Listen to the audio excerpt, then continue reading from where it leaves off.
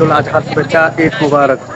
দর্শক, আজ ঈদের দ্বিতীয় দিন এবং এই ঈদের দ্বিতীয় দিনে সিলেট নগরীর প্রাণকেন্দ্র লাকাতুরা চা বাগানে পর্যটকদের উপচে পড়া ভিড় এবং ঈদের দ্বিতীয় দিনে দেশের বিভিন্ন জায়গা থেকে অসংখ্য পর্যটকরা সিলেটের প্রাকৃতিক সৌন্দর্যের লীলাভূমি সিলেট শহরের লাকাতুরা চা বাগানে বিভিন্ন জায়গা থেকে এই পর্যটকরা এসে ভিড় জমিয়েছেন। আমরা পর্যটকদের এই উপস্থিতি আপনাদেরকে সরাসরি দেখার চেষ্টা করছি। পাশাপাশি সিলেটের সৌন্দর্যবর্ধিত যে শহর, যে এলাকা লাকাতুরা চা বাগানের বর্তমান চিত্র আমরা আপনাদেরকে দেখানোর চেষ্টা করছি। বিভিন্ন জায়গা থেকে অসংখ্য পর্যটকরা এসেছেন। অনেক পরিবারে অনেকেই আসলে পরিবার পরিজন নিয়ে এসেছেন, কেউ বা স্ত্রীকে নিয়ে, কেউ বা বন্ধু বান্ধব নিয়ে এসেছেন সিলেটের এই লাকাতুরা চা বাগানে এবং তারা এসে অনেক আনন্দঘন একটি মুহূর্ত পার করছেন।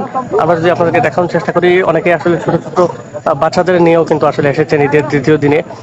শহরের কোলাহল ছেড়ে প্রকৃতির মাঝে কিছুটা সময় নিজেকে উজাড় করে দিতে এবং প্রকৃত স্বাদ নিতে মূলত ঈদের দ্বিতীয় দিনে মানুষ এসেছেন। এবং আপনারা সকলে জানেন যে গতকাল পবিত্র ঈদুল আজহার প্রথম দিন মানুষ আসলে ব্যস্ত ছিল নিজের পরিজন নিয়ে। অনেকেই আসলে গরু কাটতে বা রান্না করতে, বিলিয়ে দিতে নানানভাবে মানুষ ব্যস্ত ছিল এবং এই ব্যস্ততার পরেই কিন্তু মানুষ দ্বিতীয় দিনে কিছুটা স্বস্তি পেতে সিলেটের এই চা বাগানগুলোতে আসলে ভিড় জমান। এবং এখানে শুধু যদি জানিয়ে রাখি, সিলেটের মানুষই নয় বরং সিলেটের মানুষের থেকে বেশি ভিড় জমাচ্ছেন এখানে প্রকৃতিপ্রেমী দেশের বিভিন্ন জায়গা থেকে আগত অতিথিরা।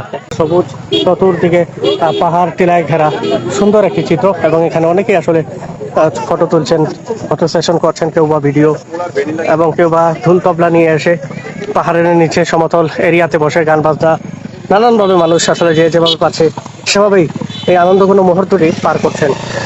আসলে আমরা যারা ঘুরতে আসছেন প্রত্যেকে আসলে উপভোগ করছেন সুন্দর আনন্দঘন মুহূর্তটি এবং পর্যটকরাও আসলে তাদের অনুভূতি জানাচ্ছেন, কেউ বা ফান করে, কেউ বা সিরিয়াস, মানে নানানভাবে, যেহেতু মুহূর্তটাই আসলে এন্টারটেনমেন্টের জন্য মূলত এই স্থানগুলোতে ঈদের দ্বিতীয় দিন অর্থাৎ একটি উৎসবের পরদিনই আসা মানুষের এই উপস্থিতিটা আসলে সারা ঈদের দিন নানান ক্লান্তি, নানান কর্মকাণ্ড বা কাজকাম শেষে মানুষ একটু রিফ্রেশমেন্টের জন্যই কিন্তু আসলে এই ধরনের পর্যটক স্পটগুলো বেছে নেয়। প্রকৃত স্বাদ নিতে মূলত মানুষের এই উপস্থিতি আমরা লক্ষ্য করি এবং এখানে অসংখ্য মানুষ এসেছেন যারা দেশের বিভিন্ন এরিয়া থেকে, বিভিন্ন জায়গা থেকে তারা আসলে এসেছেন। আমরা আপনাদেরকে যদি একটু দেখার চেষ্টা করি এখানকার পুরো চিত্রটি, এই দেখুন অনেক মানুষ, পুরো চা বাগান জুড়ে আসলে মানুষের উপস্থিতি আমরা লক্ষ্য করছি এবং চাষা হয় এখানে।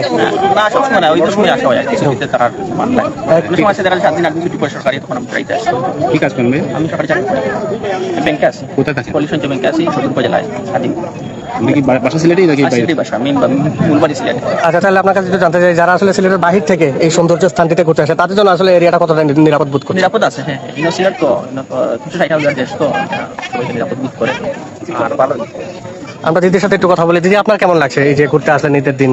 আমার খুব ভালো লাগছে। মানুষের উপস্থিতি কেমন দেখছেন? খুব ভালো লাগছে। ছোট ছোট বাচ্চাদেরও নিয়ে এসেছেন। বাবা, তোমার কেমন লাগছে? ভালো লাগছে, ধন্যবাদ। নাম কি? অনেক ভালো। কে কে আসছো? আমরা সপরিবারে। কোথা থেকে আসছো? আমরা এসেছি সদাকুটলা থেকে। সদাকুটলা। সবসময় আসা হয় এখানে? মাঝে মাঝে মাঝে আসা হয়। তোমার নাম কি? আরাফ। আরাফ, কিসে পড়ছো? মাদ্রাসা? ওকে, ধন্যবাদ।